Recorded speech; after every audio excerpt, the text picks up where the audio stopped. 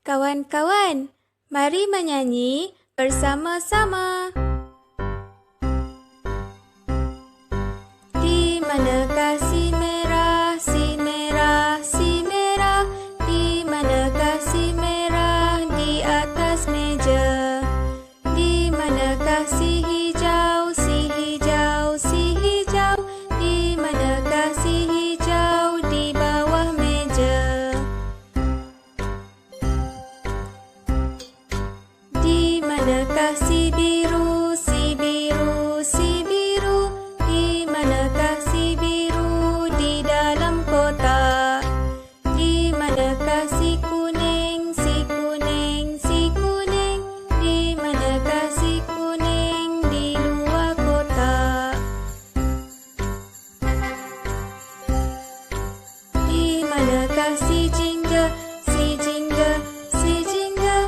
Di manakah si jingga di depan batu? Di manakah si hitam, si hitam, si hitam? Di manakah si hitam di belakang batu?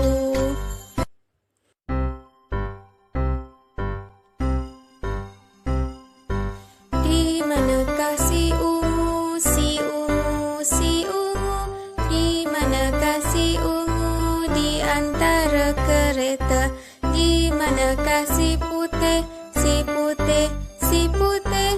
Di manakah si putih di tepi kereta? Di manakah si hijau, si hijau, si hijau?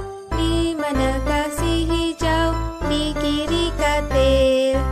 Di manakah si merah, si merah, si merah? Di manakah si merah di kanan katil? Yeay!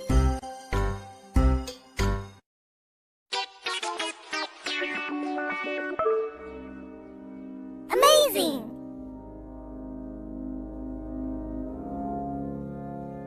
Standard pembelajaran kita pada hari ini ialah 5.1.4, memahami, mengenal pasti dan menggunakan kata tugas mengikut konteks, iaitu kata arah. Objektif pembelajaran kita pada hari ini ialah pada akhir pembelajaran dan pemudahcaraan, murid dapat pertama, menyatakan konsep kata arah dengan betul. Kedua, menyenarai dan menggunakan 4 kata arah mengikut konteks dengan betul. Ketiga, membina 4 ayat menggunakan kata arah dengan betul. Murid-murid tahu apa itu kata arah?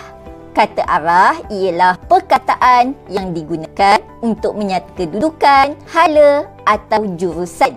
Kata arah biasanya dahului dengan kata sendi nama. Contoh kata arah ialah atas, bawah, tepi, hadapan.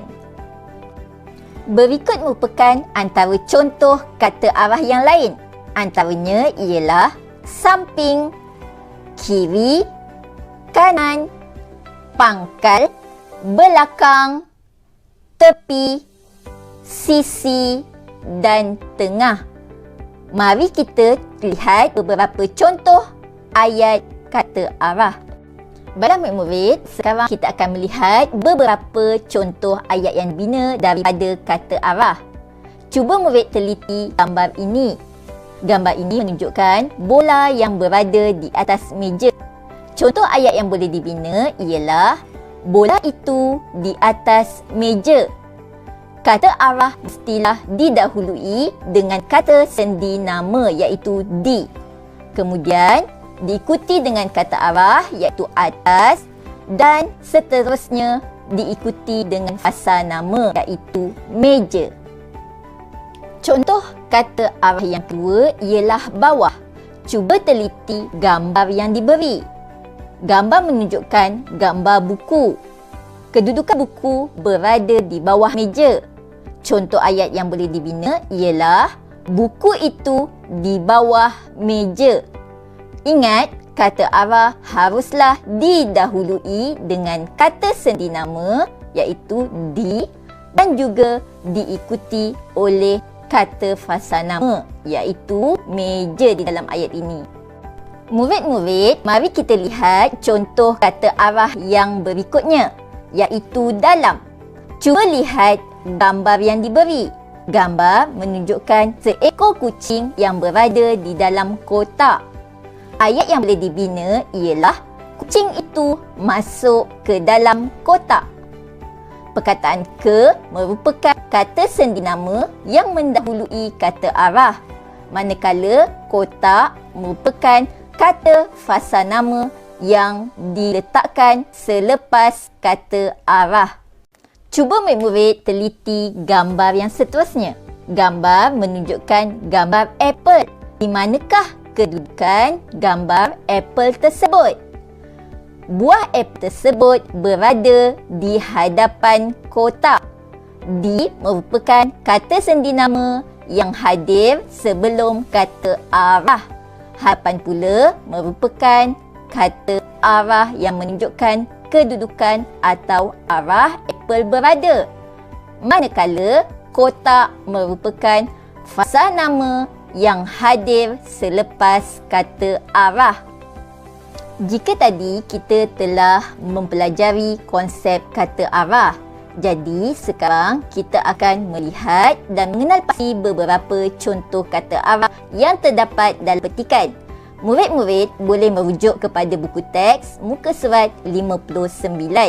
Mari kita baca petikan bersama-sama. Menjaga kebersihan almari baju.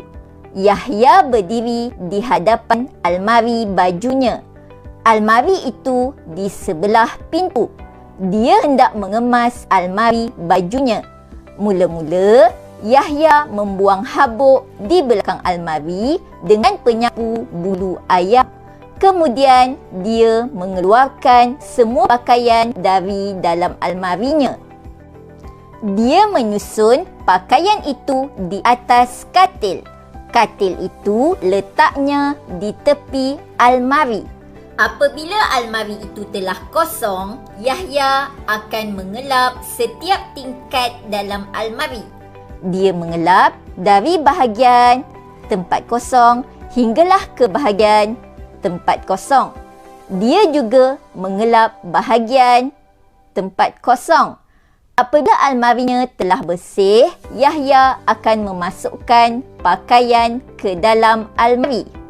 Baiklah murid-murid, sekarang kita akan mengenal pasti kata arah yang terdapat dalam petikan dan mengisi tempat kosong dengan kata arah yang sesuai. Mari kita teliti gambar pertama. Gambar pertama menunjukkan Yahya berdiri di hadapan almari bajunya. Kata arah bagi gambar ini ialah di hadapan. Gambar kedua, almari itu di sebelah pintu. Dia hendak mengemas almari bajunya. Di manakah kata arah bagi ayat ini?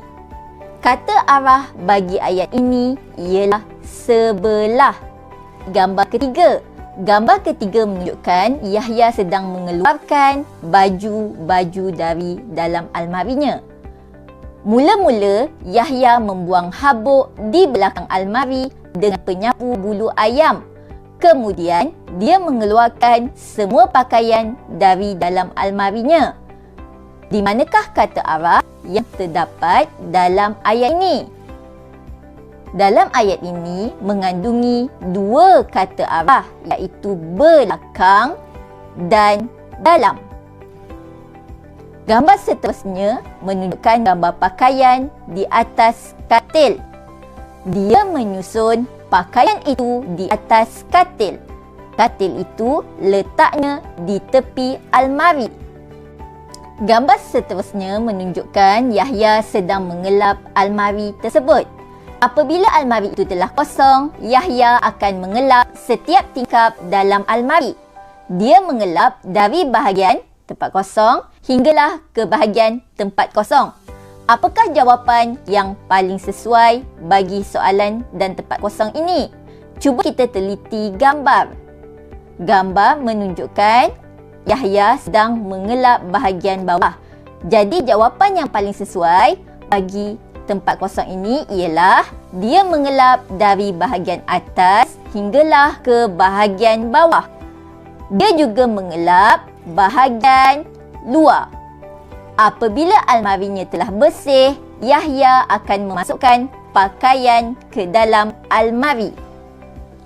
Baiklah murid-murid, cikgu harap murid-murid telah dapat mempelajari dan memahami tajuk pelajaran kita pada hari ini, iaitu kata arah.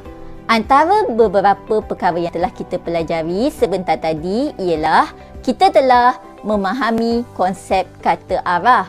Kita juga telah menyatakan beberapa contoh kata arah. Dan akhir sekali kita telah melengkapkan tempat kosong dengan kata arah yang sesuai. Murid-murid bolehlah menggunakan kata arah ini dalam kehidupan seharian murid-murid. Jumpa lagi semua. Bye!